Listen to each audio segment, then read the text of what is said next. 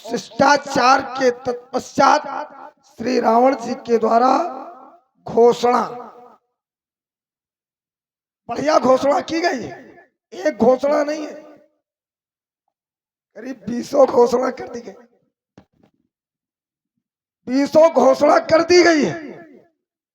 अब घोषणाओं में विचार करने लगा कि उत्तम कुल, इनका उत्तम कुल है, ब्राह्मण देवता है, ब्रह्म मुहूर्त में आगमन हुआ है, और हम कौन है? रात दिन विचरण करने वाले दैत्यों का ब्राह्मण देवता से मिलन। तो सर्वप्रथम पहला कर्तव्य हमारा बनता है कि ब्राह्मण देवता है, उत्तम कुल पुलस्त करनाती और शिव बिरंच पूजे बहुभांति। उत्तम कुल है, पुलस्त इसके नाते हैं, विशेषरवा के पुत्र है, और ब्रह्म मुहूर्त में आगमन। तो सर्वप्रथम बड़े हैं, श्रेष्ठ हैं, पहले इन्हें प्रणाम करें, इन्हें पहले प्रणाम करना चाहिए क्योंकि बड़े हैं, पूजनीय हैं, और जितनी इनकी घोषणाएं हुई हैं वो सब एक ही बार में यहीं धरी रह जाएगी। तो विश्व के स्मरण मात्र से विपिन मानव को मिलती महान शक्ति ज्ञान, भक्ति, जग विरक्ति, काल को निगलने का, विहन को कुचलने का, शत्रु को बेदलने का अप्रमेय साहस, उत्साह, ओज, धीरता और अजय विश्वाकुल विजेता को शंखेश्वर बार वंदन, साहस बार वंदन, शस्यत बार वंदन। श्री रावण जी जय जय जय जय भोलेनाथ की। आह विश्व के वेल के वत्सलोने सुमन, करते हो अर्चना प्रसन्न चित सधर की, दानी विस्पल के हो दरिद्र वर्ग रक्षक तुमको लगवंद दक्षिण भूधर की, विमल भव भावों से भूषित दैत्य कुलभूषण, जिस भांत किया बंधन तुमने उस भांत बंधु आशीष। चलिए आशीर्वाद तो मिला, ब्राह्मण देवता है, प्रणाम किया, तुरंत आशीर्वाद मिला। ब्राह्मण को कहीं भी ले जाओ किनारे और उसको तबीयत भर बढ़िया तरीके से उसका अपमान करो, और समाज में आ जाए तुरंत कह दो महाराज प्रणाम, तुरंत साधारण, बिल्कुल शांत, बिल्कुल शांत। ये अब इसने निवेदन कर लिया, पैर छू लिया, तो इसे आशीर्वाद प्रदान कर दिया। तो अब हमें लगता है कि इनकी क्रोध अब शांत है। होई न भजन तामस देहा और मन क्रम वचन मंत्र जड़ एहा। क्रोधी है, तामसी है, इनके क्रोध को शांत करने के लिए एक ही उपाय है, याचना, बंधन, पूजन, प्रणाम, दंडवत प्रणाम, साक्षात प्रणाम, प्रणाम कर ले तो ब्राह्मण खुश। चलिए बड़ी अच्छी बात है, इनके द्वारा आशीर्वाद प्रदान हुआ। श्री रावण जी आपके द्वारा एक अर्धाली आई,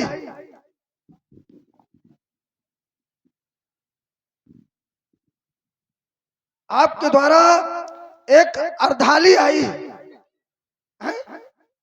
वो अर्धाली कौन सी है? मिथिला के अंतर्गत मिथिला की समाज में उत्तम कुल पुलस्त करनाती है। आपका आगमन मिथिला में, और मिथिला में कहा कि पुर नर नारी, पुर माने गांव, नारी माने स्त्री, सुभग माने सुंदर, सुच माने पवित्र, है ना? ऐसा ही उत्तर करना, बढ़िया मजा आएगी। ठीक, तो उत्तम कुल पुलस्त करनाती, वाह! आपको देख करके तबीयत खुश होगी कि आप जैसे महान योद्धा का आगमन, पुर नर नारी सुभग सुचिसंता, धर्मशील ज्ञानी गुणवंता आपके द्वारा कहा गया है ना। तो जब आपके द्वारा ऐसा कहा गया कि यहाँ पर लोग ज्ञानियों की समाज है, तो फिर आपको टंबर बांधने की कोई आवश्यकता ही नहीं थी। जब ज्ञानियों की समाज है ये, तो ज्ञानियों के समाज में कहीं गलत कार्य होता है क्या? तो बिना विचार घोषणा कैसी? वाह, अच्छा ये भी अभी एक बात है आपकी, बढ़िया सुंदर अच्छी बात है।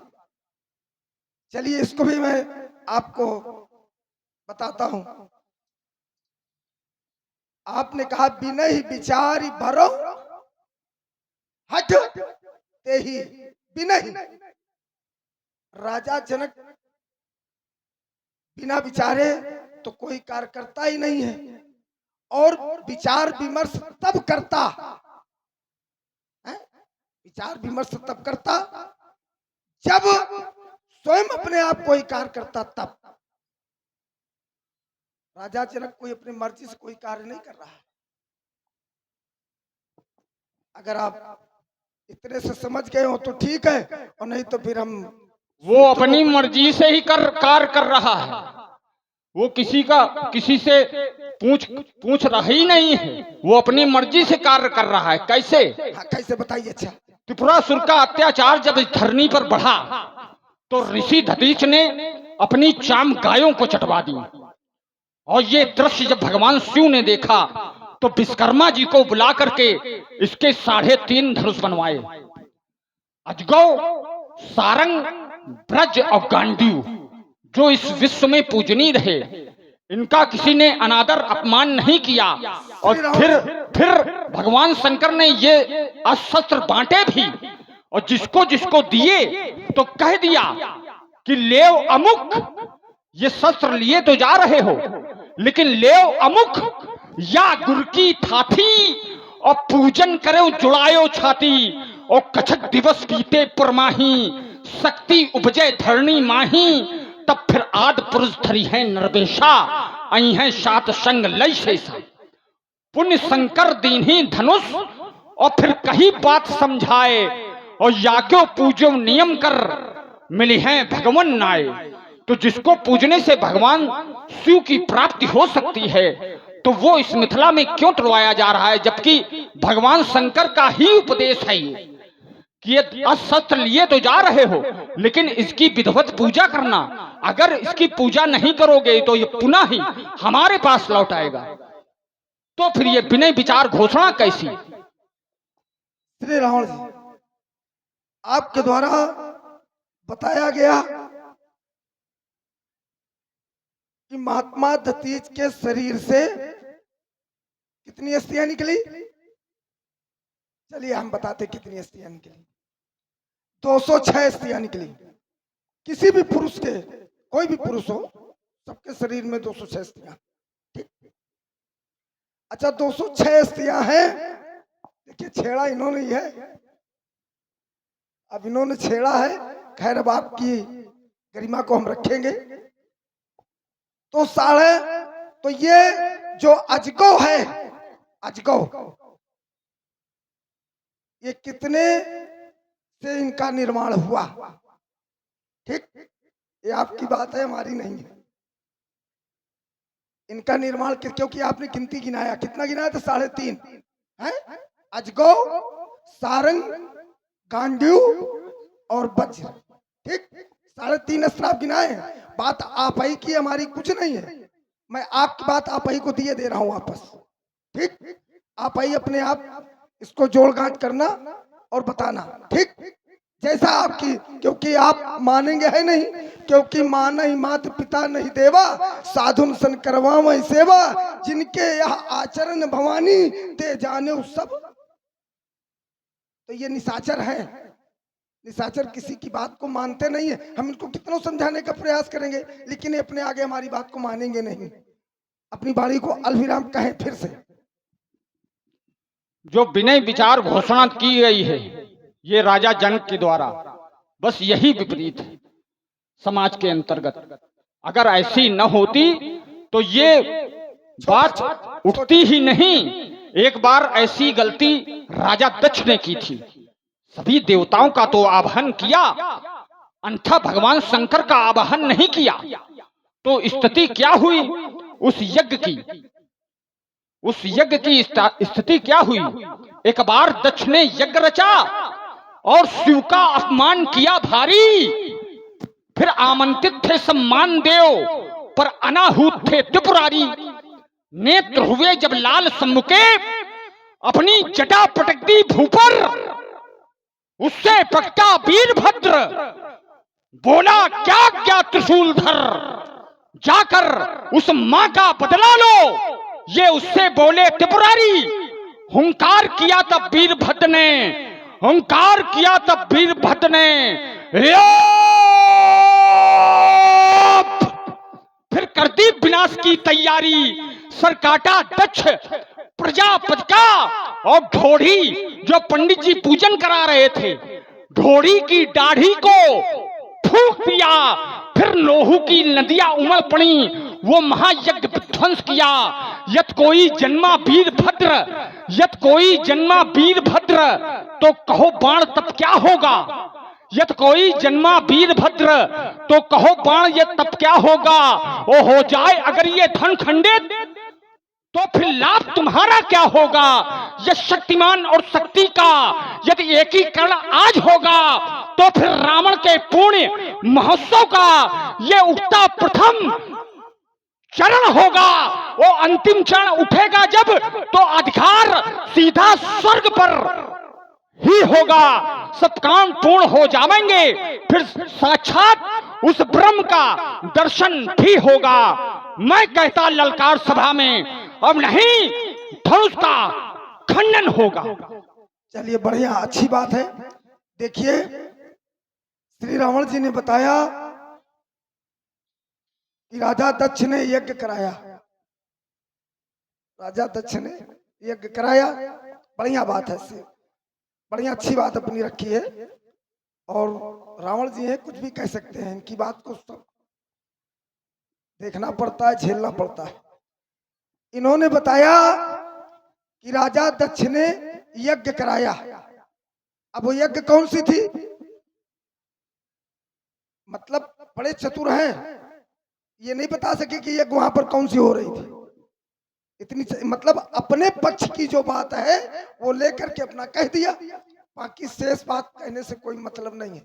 अरे भाई, समाज में आपको वो भी दृष्टि डाल देना चाहिए था कि यज्ञ कौन सी हो रही थी वहां पर। चलिए हम बता दे रहे यज्ञ कौन सी हो रही थी। वहां पर प्रस्तुता यज्ञ कराई जा रही थी। उत्तम है ये बात। वहां पर प्रस्तुता यज्ञ कराई जा रही थी, और जब प्रस्तुता यज्ञ कराई जा रही थी तो यहाँ पर देखिए कहानी बहुत लंबी बोल गए हैं। अब अगर इसको हम ही यहाँ तो छोटे छोटे कर दे में, नहीं, कहानी जिनकी बहुत लंबी है। अब देखिए यहाँ पर भगवान शंकर को भी लाए साथ में। भगवान, जबकि भगवान शंकर को भाग्य ही नहीं मिला। भगवान शंकर को ले रहे साथ में, लेकिन भगवान शंकर को वहां पर भाग्य नहीं मिला था, क्योंकि राजा दक्ष जब वहां गए उस सभा में, ब्रह्मा जी की सभा में, सारे देवता लोग वहां उपस्थित थे।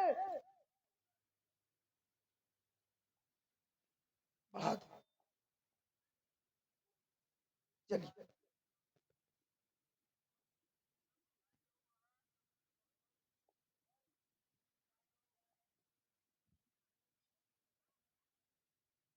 जैसा आदेश हो ऐसा कार्य होगा, जैसा आदेश। श्री रावण जी, क्योंकि आप का आगमन इस मिथिला के पावन भूमि पर हुआ है, और मैं ये चाहता हूं कि बेटी का विवाह है, और बेटी के विवाह में आप बाधक न बने। ठीक, बाधक न बनो। और बाधक बनोगे तो तुम हमें तो जानते हो ये बहुत अच्छे ढंग से, जानत हो ना, तो फिर समझ लो तुम। मिथिला में है आज मैथिल स्वयंवर बंधु, व्यर्थ फैलाते ब्रह्मद्रोही सम्मेलन है। और मैथिल स्वयंवर को यह सीता वर्चन है, सम्मेलन है। अवश्य में आधार बना ये अजगो है, किंतु है कुछ सत्य नहीं। ये अजगो तुड़वाना है।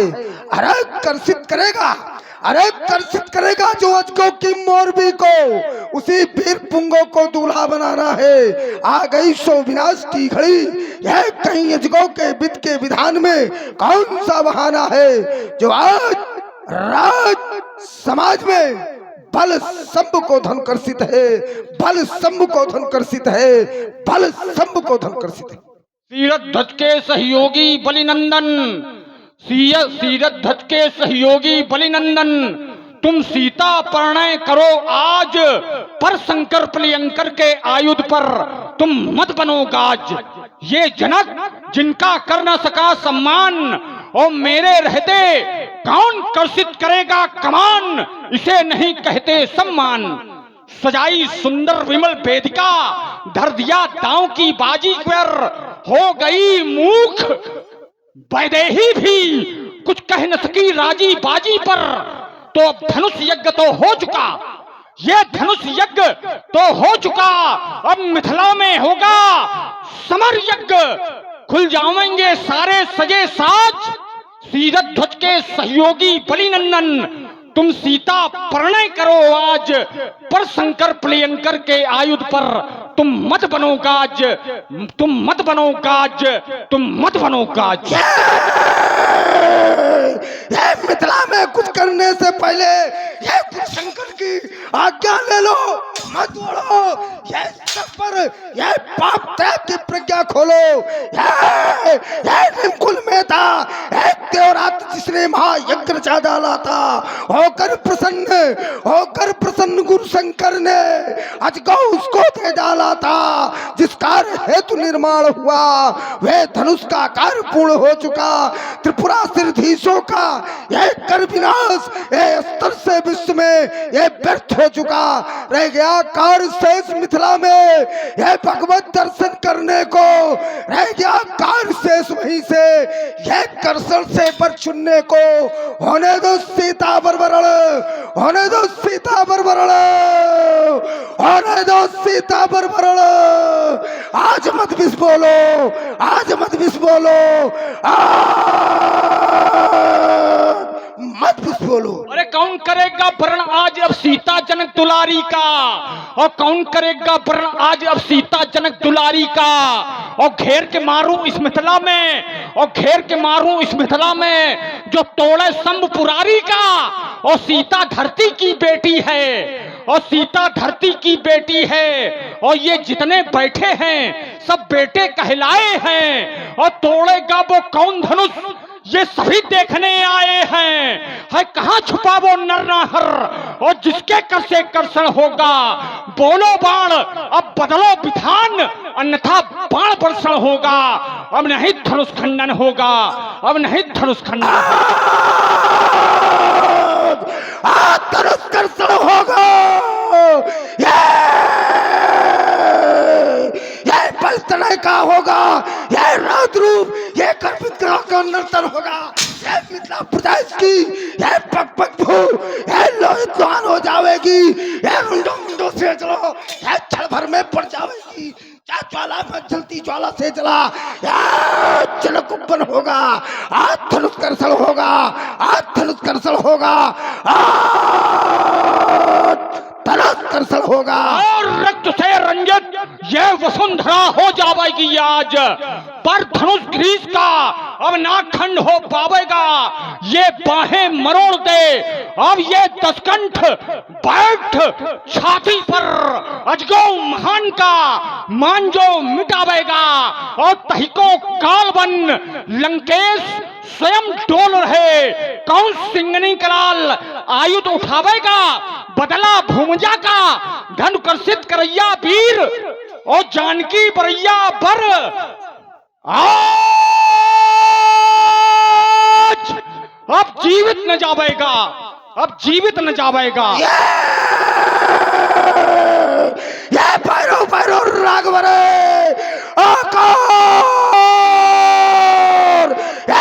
करुणा बरसाएगा। ये मेरे प्रबल प्रहारों से, ये मेरे प्रबल प्रहारों से आज चिकार मचावेगा। ये मंबाड़ों से बाण लड़े, ये मंबाड़ों से बाण लड़े, ये रौदे का रोगुंजन होगा, बलतने का होगा रौद्र, ये गर्भित गदा का नर्तन होगा, आज धनुष कर्षण होगा, आज धनुष कर्षण होगा, आज धनुष कर्षण होगा। अरे कौन सिंगनी का सपूत, अरे कौन सिंगनी का सपूत, कौन सिंगनी का सपूत जो लंका पुर से टकराएगा, और किसने माँ का दूध पिया जो जौहर सम्मुख दिखलाएगा। उसको खुली चुनौती ये दसकंठ देता जो मुझसे लड़ने आएगा, और लंकोश खरों में लिए खड्ग आजीवन बैर निभावेगा, और जो मुझसे टकराएगा वो चूर चूर हो जाएगा। अरे कुछ कम मस्तक पड़ते हैं उस महाकाल की माला में, आहुतियां देनी शेष सभी उस महायज्ञ की ज्वाला में, और महाकाल के माला हित तेरा सुमन चढ़ा देता, और पुरखे तेरे पानी पाते ऐसी कला दिखा देता, और हड्डियां में